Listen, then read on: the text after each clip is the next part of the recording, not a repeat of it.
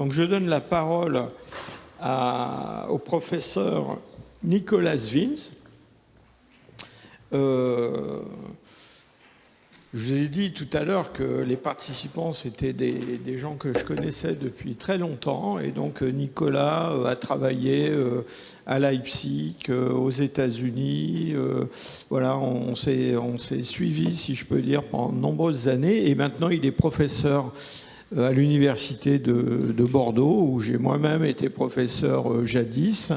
Et il a surtout travaillé dans l'est de l'Eurasie, en particulier en Mongolie et dans l'Altaï. Et donc, il va vous présenter un peu le versant oriental de cette histoire. Nicolas, la parole est à toi. Merci Jean-Jacques. Bonjour à tous et à toutes. C'est un grand plaisir d'être ici. Donc, je vais vous parler un peu de l'Asie, qui est un territoire assez énorme, hein, comme on va le voir. Je vais commencer par certaines généralités sur l'Asie et qui vont aussi m'amener à vous faire comprendre que je ne peux pas parler de tout aujourd'hui. Donc, on va parler un petit peu des modèles généraux qui régissent notre compréhension du peuplement de l'Asie par notre espèce et aussi donc avec ces histoires de transition qui sont un petit peu notre, but de se rencontrer aujourd'hui, c'est-à-dire de discuter s'il y a des formes de transition qui peuvent être identifiées grâce à l'archéologie dans ces régions. Alors, la première chose que je voudrais faire, c'est de rappeler quelques généralités sur l'Asie, qui sont des chiffres qui, moi, personnellement, me donnent la tête qui tourne à chaque fois que je les relis. C'est un continent énorme, 45 millions de kilomètres carrés, ça représente en fait 30% de tous les terres émergées sur notre planète, 49 pays, 11 zones temporelles, ça veut dire 4 milliards 200 millions habitants et un taux de croissance qui ne fait que s'accélérer, donc on parle de 60% de la population humaine. Donc c'est donc le plus grand, le plus peuplé des continents et aussi un continent qui a une densité de population particulièrement grande. Et puisqu'on en a parlé tout à l'heure, je voudrais rappeler que cette densité de population en Asie, en fait, n'est pas distribuée de manière égale. C'est-à-dire qu'aujourd'hui, l'Asie a des centres de population dans le sud-est et dans le sud, mais la région qui va nous intéresser, nous, dans le centre, vous pouvez voir, elle n'est pas très peuplée. Finalement, la densité est assez faible et comme les questions l'ont suggéré tout à l'heure, la densité de population va être assez importante si on veut parler de transition et de communication entre les groupes, voire d'échanges culturels. Donc on peut se dire que durant le Pléistocène, cette région n'était sans doute pas très peuplée, en tout cas pas de manière très dense. Et c'est important donc de s'en souvenir. Je vais pas trop m'étendre sur cette dia parce que dans la région, dans la salle, il y a des gens qui peuvent expliquer ça bien mieux que moi, mais je voulais rappeler quand même que la base de cet exposé doit postuler le fait qu'on considère l'origine de notre espèce en Afrique. C'est quelque chose qui doit être bien accepté par vous tous et vous toutes, mais il faut savoir que donc en Asie, ça reste parfois un petit problème de controverse, sujet de controverse, puisque tout le monde n'est pas convaincu que c'est le cas. Hein. Donc, comme Jean-Jacques l'a bien expliqué, c'est parfois difficile de rentrer dans des discussions sur la transition avec des gens qui ne sont pas d'accord sur des principes de base comme l'origine de notre espèce ou son lieu d'origine. On sait aujourd'hui qu'évidemment, il y a une profondeur temporelle importante de notre lignée en Afrique et puis que les données génétiques montrent aussi qu'il y a des mouvements de sortie d'Afrique, peut-être en plusieurs étapes, qui sont bien documentés. Mais alors, quand on parle de l'Asie, il faut considérer sur cette carte que j'ai empruntée à la NASA qu'en fait, vous voyez ici une carte très sombre et c'est normal, ce sont les parties pour lesquelles l'altitude est la moins élevée et les parties plus claires, c'est là où on a les régions où l'altitude est la plus élevée. C'est aussi simple que ça. Et vous voyez que cette partie centrale ici attire votre regard directement. Ce sont bien sûr les chaînes de montagnes du Pamir, du Tien Shan, de l'Hindu Kush, qui remontent jusque l'Altaï, avec le toit du monde, hein, donc le plateau du Tibet, les chaînes de l'Himalaya. Et au centre, ce point noir qui est ici aussi, on le dit parfois, un obstacle majeur pour les dispersions, qui est donc le désert de Taklamakan, désert particulièrement difficile à apprivoiser, si j'ose dire. Donc ça veut dire quoi? Ça veut dire qu'en se déplaçant d'Afrique, eh bien, on va avoir le choix de passer soit au nord, soit au sud de ces obstacles.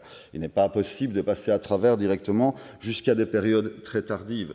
Et nous, en l'occurrence, on va se concentrer sur la partie nord, ce qu'on appelle la route nord, donc les peuples qui vont passer sans doute d'Afrique vers l'Eurasie, ici, peut-être se diriger vers l'Europe, comme vous l'avez compris, mais aussi vers l'Asie, donc à travers la bande des steppes qui connectent à l'époque, en fait, un territoire qui s'étend de la mer de Chine jusqu'à l'Europe centrale.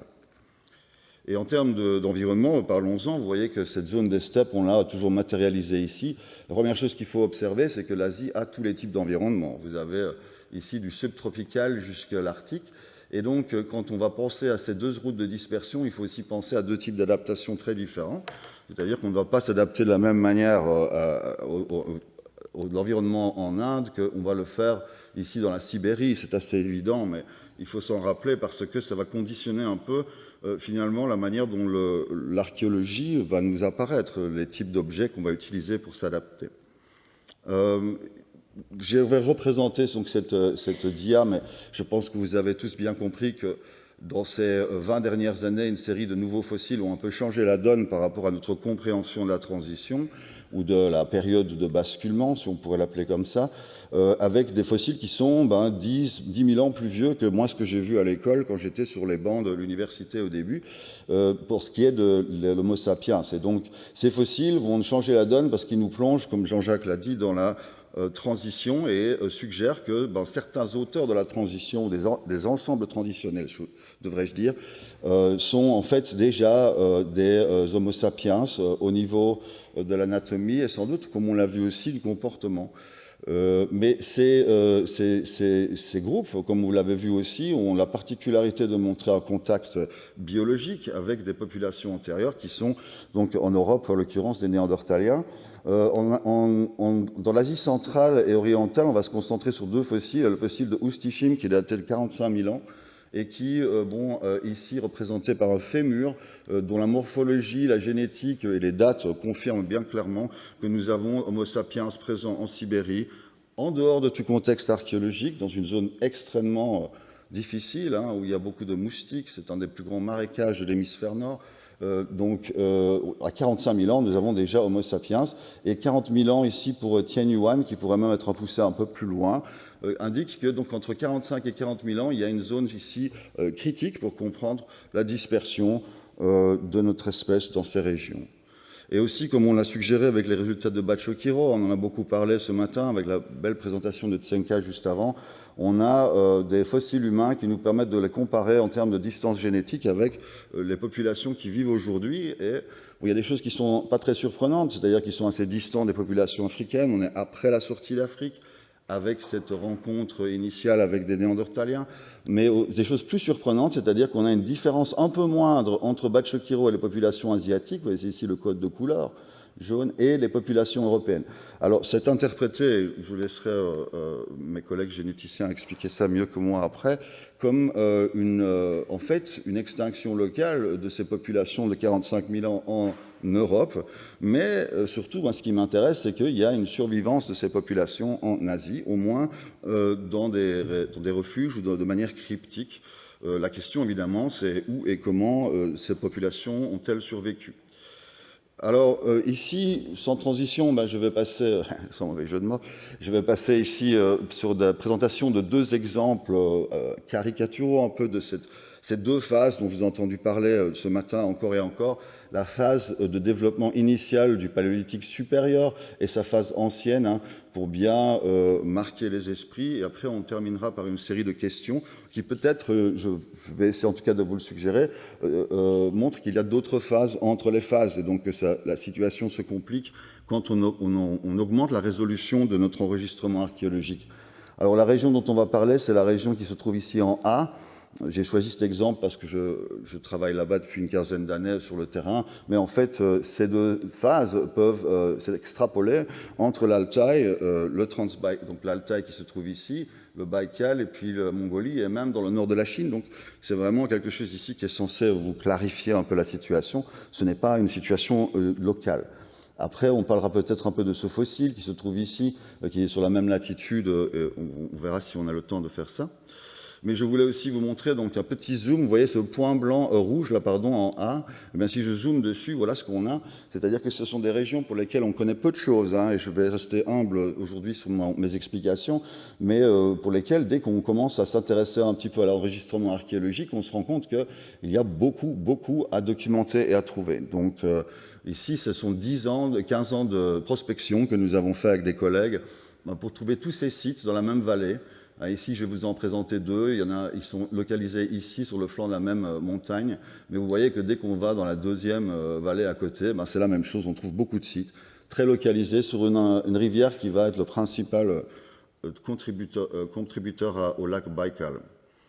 Donc c'est principalement ce site ici que je voulais vous montrer, Tolbor 16, que j'ai fouillé avec des collègues entre 2011 et 2016, et qui a présenté une séquence assez courte, d'1,5 mètre. Vous voyez ici la profondeur des dépôts, avec un environnement assez changeant. Je ne vais pas rentrer dans tous les détails, mais c'est la base qui nous intéresse. Les premières occupations humaines, datées de 45 000 ans, représentent ce qu'on appelle la phase initiale du Paléolithique supérieur dans la région. Après, vous avez une série d'occupations qui remontent jusqu'à l'Holocène, mais rien en termes de Paléolithique moyen, pour l'instant en tout cas. Nous avons sondé, nous n'avons pas trouvé. Alors, ce matériel, je pense que vous commencez à vous y habituer aussi. On a des pointes qui ressemblent un peu à du Levallois ici, et qui sont produits sur des supports de lame, c'est-à-dire des trucs allongés, assez plats, qui sont ici vraiment une obsession dans la production. Ils ne produisent vraiment presque que ça. C'est beaucoup de lames, et c'est d'autant plus important de le souligner parce que dans la période qui précède, dans les régions qui nous occupent ici, eh bien, il n'y a pas de lames. Il y a très peu d'industries, finalement, elles sont surtout sur éclat, et parfois, en Altaï, c'est du moustérien, associé clairement avec des néandertaliens. Plus à l'est, c'est moins clair, mais il y a un clair manque d'antécédents pour ce genre de production qui semble apparaître comme ça, ex nihilo, d'un coup. Alors, je ne vais pas vous assommer de détails lithiques, mais en fait, ce qu'on observe ici, c'est quand même un système assez inhabituel de production de lames et extrêmement répétitif. C'est-à-dire que ce qui nous intéresse, nous, c'est plus la manière dont les objets ont été produits que les objets eux-mêmes. Ils sont produits de manière répétitive, standardisée et aussi inhabituelle, ce qui rend le système assez visible dans le paysage et nous permet de le suivre, en fait, et de supposer une certaine unité culturelle dans la culture matérielle. Mais il y a d'autres éléments aussi. On reparlait des petites lames et des burins. Ici, ce sont des choses assez similaires à ce que Tsenka a pu montrer en Europe centrale et orientale.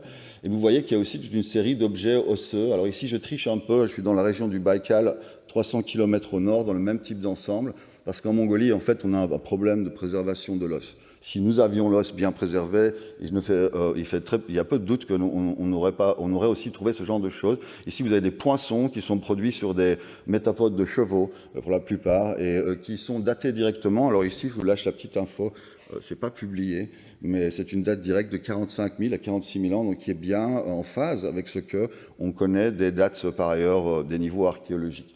Ça, c'est pour ceux qui n'y croyaient pas trop à la date. Je ne sais pas s'il y en a parmi vous. Et puis, alors, il y a c'est des éléments symboliques, donc je ne vais pas trop m'aventurer sur ce terrain-là. Vous entendrez Solange Rigaud qui parlera tout à l'heure. Ça fait partie de l'attirail qui confirme l'identité paléolithique supérieure de ces ensembles. Et alors, en termes de distribution, comme je l'ai dit, il n'y a pas que deux ensembles dont je pourrais vous parler, on peut en parler des semaines. Vous voyez qu'il y a un groupe ici qui était apparu sur d'autres cartes. Eh bien, quand vous zoomez sur ce groupe, il y a encore plus de sites, et quand on zoome sur le zoom, ça continue.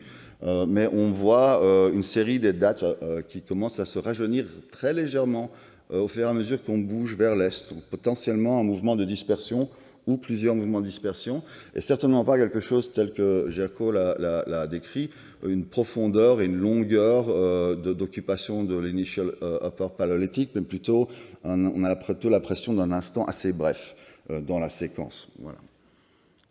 Et ensuite, on a la deuxième phase, donc le Paléolithique supérieur ancien, comme on l'appelle, qui correspond un peu à ce qu'on a ici en Europe, l'Aurignacien dans le sud-ouest et dans le reste de la France, enfin en fait partout en Europe, à partir de 40 000, comme Tsenka l'avait dit. Et ici, une séquence qu'on vient de documenter, que nous sommes toujours en train de documenter, dans le site voisin de Tolbor 17. Alors vous voyez encore ces paysages stépiques bien ouverts, avec des orientations vers le sud, des sites qui ont été occupés de manière saisonnière, et ici, de manière répétée entre 37 000 et 31 000, donc qui couvre une portion de temps qui documente un peu l'évolution de ces occupations par superposition d'occupations, avec l'étude du feu qui a confirmé par Julia Gallo, qui est ici aujourd'hui, qui a confirmé qu'on avait du feu anthropique dans ces niveaux, de l'outillage osseux, et de la faune qui est mieux préservée cette fois-ci. Donc ça, c'est intéressant.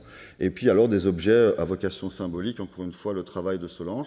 Vous voyez que le lithique ici, c'est un peu moins clair. Hein. Ça doit vous donner une impression d'un peu moins clair. C'est moins standardisé, en fait, que la période précédente. Il y a encore des lames, mais elles sont pas aussi fréquentes, pas produites de manière aussi complexe ou standardisée. Et alors, on a la récurrence de vieux types d'outils qui existaient durant le paléolithique moyen. Je ne sais pas très bien ce que ça veut dire. Peut-être la réinvention de ces racloirs, toute une série de grattoirs qui sont typiques du paléolithique supérieur.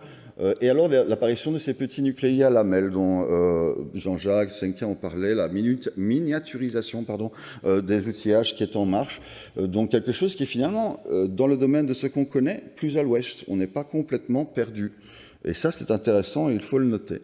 En termes de faune, eh bien, on retrouve plusieurs taxons, aurochs, bison des steppes, cheval, des grands cervidés.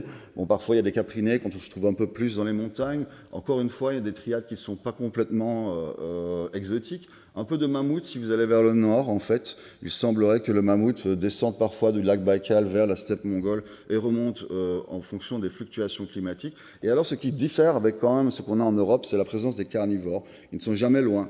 Et ça, à partir de l'Aurignacien, normalement, ici, c'est plutôt terminé. Hein. Les Aurignacien arrivent à garder les carnivores en dehors de la sphère domestique. Si vous avez des exemples de loups, notamment d'ursidés, et alors, plus intéressant aussi, des oiseaux de proie. Alors là, on essaye peut-être de se concentrer sur l'idée que l'oiseau de proie peut arriver juste après l'occupation humaine pour faire du charognage, mais on a aussi des exemples, dès le paléolithique moyen, d'exploitation des oiseaux de proie pour des raisons un peu mystérieuses, notamment de la production d'outils osseux. Ici, vous voyez le zoom sur ce petit os avec le côté un peu vide, là, la cavité médulaire là, qui est bien ouverte, typique d'os d'oiseaux. Donc on essaye de peu élucider cette relation entre l'occupation humaine et des vautours, puisqu'on parle vraiment d'oiseaux de proie. Et donc de petits outils osseux ici qui sont en cours d'étude. Ceci, encore une fois, c'est le travail de Solange que vous allez entendre aujourd'hui. Merci, je la remercie de me prêter les dias, mais qui peut vous en parler plus en détail. Alors, des séries de perles en œufs d'autruche. Ça, c'est quelque chose qui est connu en Afrique, notamment chez les Khounsan aujourd'hui et dans des périodes plus anciennes. Alors ici, n'y voyez pas un lien direct avec l'Afrique. On pense plutôt qu'il y a une convergence technique, en fait, une distribution, une dispersion certes, mais on le dit souvent en riant, une dispersion des autruches. Vous avez la matière première, je veux dire, à disponibilité, et il y a plusieurs cas de figure ici. Encore une fois, Solange pourrait me corriger si je dis des bêtises, mais des lustres de polis d'usure, des transferts d'ocre sur les pièces, des traces de cisaille, d'objets coupants, parfois de la concrétion un peu naturelle qui va se mettre dessus, etc., etc.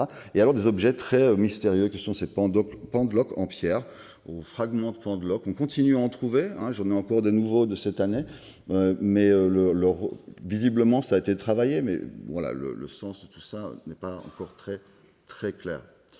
Donc en résumé, on a clairement, si on accepte une sortie d'Afrique de notre espèce, eh bien, on a deux routes possibles pour se disperser en Asie. La route nord et la route sud impliquent des adaptations très différentes. Et vers le nord, on peut dire que vers 45 000 ans, eh bien, on a une phase initiale telle qu'elle a été décrite en Europe centrale et orientale, en fait très très similaire, de manière intrigante.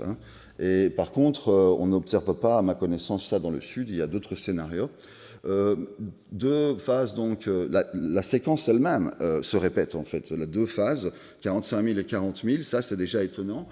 C'est que ça se répète entre le Kazakhstan, l'Altaï, la Mongolie, la Sibérie et le nord de la Chine, mais au-delà, puisqu'on continue dans la zone des steppes, on retrouve ce phasage qui est étonnamment familier. Donc là, il faut peut-être s'interroger sur les possibilités de contact le long de cette ceinture des steppes entre l'Europe de l'Ouest et l'Asie, sans vouloir tomber dans des scénarios simplistes.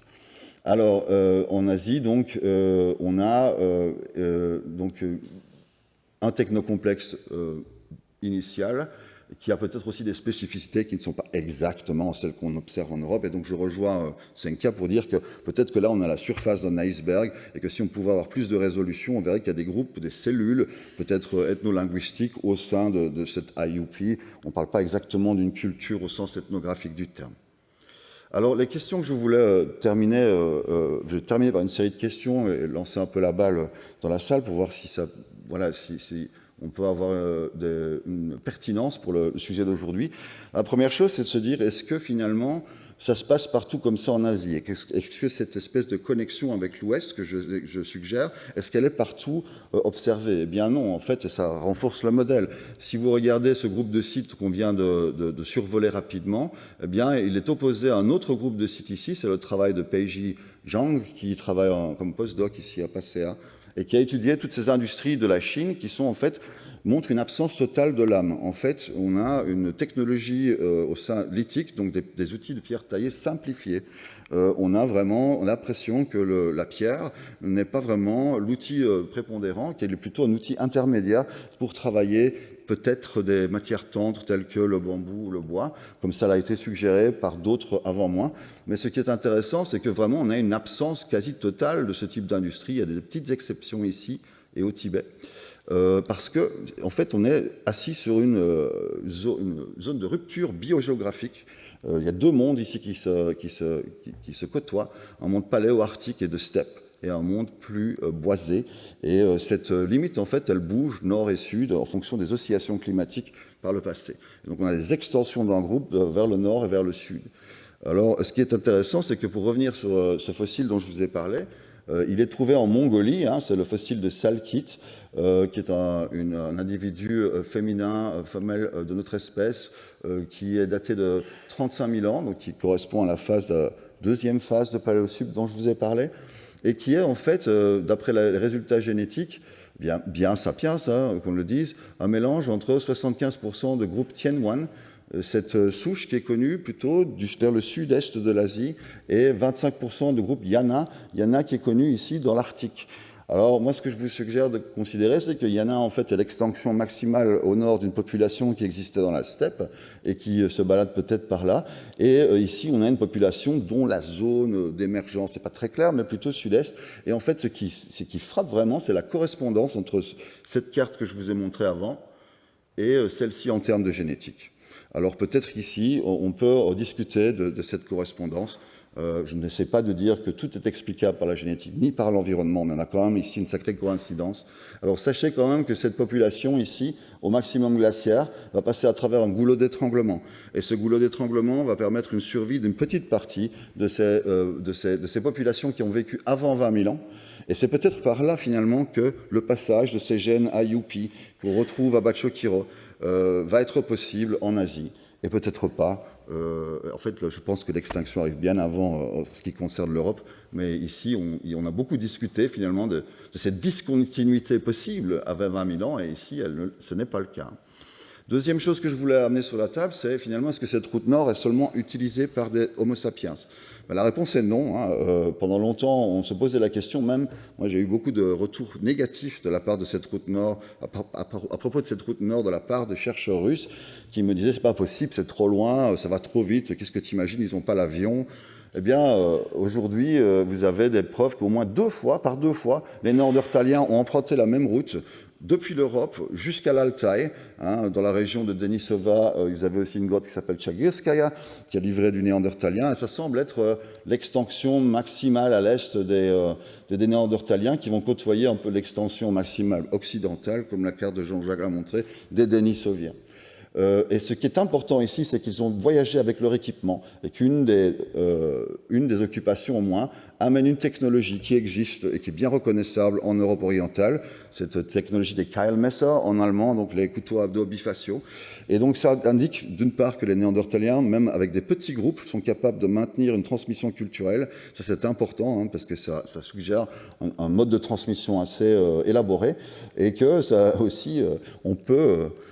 Ça fait plaisir aux gens qui font des outils comme moi, lithiques, c'est qu'on peut utiliser ce genre de choses parfois comme proxy pour suivre des populations. Alors, le problème, c'est que les Néandertaliens, en fait, n'ont pas...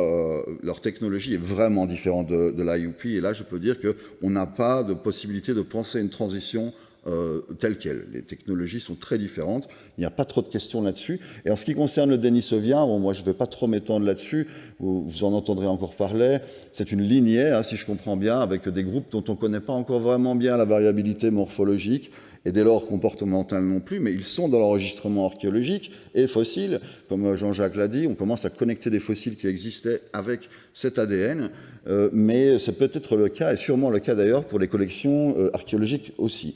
Mais il va falloir faire un travail de connexion, et étant donné l'étendue géographique sur laquelle on retrouve ces fossiles, eh bien, il faut se dire qu'il peut y avoir une grande variabilité en termes de comportement également. Et donc, c'est quelque chose qu'on va explorer par la suite, mais pour l'instant, tout ce qu'on sait, c'est que ces Denisoviens, ce qu'ils produisent comme lithique est alors là vraiment rudimentaire. Et au Tibet, par exemple, on en parlait encore il y a quelques jours, il n'y a pas de possibilité de connexion directe avec l'IUP. Donc, encore une fois, en termes de transition, c'est raté. Par contre, on peut se demander s'il n'y a pas des transitions après la transition. On vous a parlé de ces deux phases emblématiques, ancien, initial. Eh bien, des travaux de ces dernières années, moi j'ai retrouvé sur des fouilles ces deux phases de manière répétée pendant 10 ans, et jusqu'au jour où il y a un site qui a donné une phase entre les deux, en sandwich entre initial et ancien, tel qu'on ne sait pas très bien comment l'appeler. À 42 000 ans, c'est un site qui s'appelle Tolbor 21, dans la même vallée. 42 000 ans, stratigraphiquement coincé entre l'initial et l'ancien, vous avez un ensemble qui ressemble fort à l'initial quand même, hein, mais qui a perdu certains de ses caractères les plus diagnostiques, et qui, en termes de parure, par contre, montre des choses assez audacieuses, puisque vous voyez ici, si je ne m'abuse, décrite par Solange et les collègues, comme la représentation phallique la plus ancienne de toute l'Eurasie, et qui est en fait un pendentif. Hein. Et si on considère que c'est vraiment phallique, si vous êtes convaincu, je sais que parfois il y a des débats sur le sujet, on peut aussi se dire que c'est une des représentations d'art figuratif les plus anciennes également. Ça, c'est très important à mon sens. Voilà, ça veut dire que peut-être, comme on a parlé de vagues et de vaguelettes, que plus on va regarder avec une résolution plus importante sur ces grands événements qu'on vient de présenter, je suis coupable de présenter une petite caricature de ces deux phases, mais on va trouver plus de résolution, plus de vagues derrière les vagues, et donc on a encore pas mal de travail à faire, mais ça pose la question ici de transition sur des termes, sur des éléments factuels que nous avons trouvés. Et pour l'instant, ces éléments factuels, entre le paléolithique moyen et le paléolithique initial, ils n'existent pas dans ces régions. Et peut-être qu'ils existent justement au Proche-Orient. C'est pour ça que la profondeur d'occupation dont Jaco a parlé, la longueur de l'occupation et peut-être cette densité de population dans les petits endroits, qui est vraiment l'inverse de ce que je viens de vous décrire ici, est un substrat nécessaire pour ce type de transition. Alors voilà, tout ça est résumé sur une dia ici. Hein, je vais la laisser, je ne vais pas la lire en détail. Mais je vous invite aussi à considérer que c'était une présentation très rapide, des concepts de base, et je n'ai pas la prétention de savoir encore ce qu'on va trouver demain. C'est une région extrêmement vaste et qui est très prometteuse, mais je voudrais insister vraiment sur ces deux choses. La connexion avec l'Ouest, en tout cas en ce qui concerne le Nord, l'Extrême-Orient et l'Asie centrale, elle est évidente pour moi en tant qu'archéologue. Simplement, on s'y retrouve dans les industries. Quand on a étudié l'Ouest, on arrive là-bas, on est un peu en terrain connu. Ce n'est pas du tout le cas pour le Sud-Est, c'est comme quelque chose de très différent. Pour ce qui est de l'Asie du Sud, à mon sens, c'est aussi assez différent, mais je ne vais pas trop m'avancer, parce que là, on ne peut pas être au courant des détails partout. Mais cette connexion, retenez-la bien, parce que en ce qui concerne cette occupation, nous travaillons sur l'obtention d'ADN ancien qui viendrait des sédiments. Nous en avons obtenu. J'espère qu'un jour, on va pouvoir... parce qu'on attend les résultats de nos collègues qui sont toujours au labo en train de travailler sur cet ADN, vous en dire plus sur les propriétaires de ce merveilleux pendentif. Propriétaires ou propriétaires eux. Je vous remercie et je remercie tous mes collègues.